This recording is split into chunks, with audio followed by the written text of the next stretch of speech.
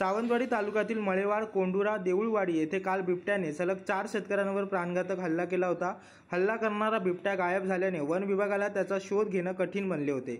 आज सकाळी 8 वाजता पुन्हा एकदा वन विभाग, रेस्क्यू टीम आणि ग्रामस्थ यांनी पुन्हा शोध मोहीम सुरू केली। सकाळपासून शोध मोहीम सुरू होती आणि आज संध्याकाळी 7 वाजता त्या बिबट्याला जेरबंद करण्यात वन विभागाला यश आलं। सकाळपासून स्थानिक ग्रामस्थ, रेस्क्यू टीम बरेच परिश्रम घेतले। बिबट्या पाण्याच्या पंपाच्या केबिनमध्ये दडून बसलेला दिसला। लगेच बिबट्याला पकडण्यासाठी रेस्क्यू करण्यात आले। दोडामार्गवरून पिंजरा आणून अखेर त्या बिबट्याला जेरबंद करण्यात आले। यामुळे तेथील ग्रामस्थांनी देखील सुटकेचा निश्वास सोडला। कालपासून कोंडुरा भागातील ग्रामस्थ भीतीच्या छायेखाली होते।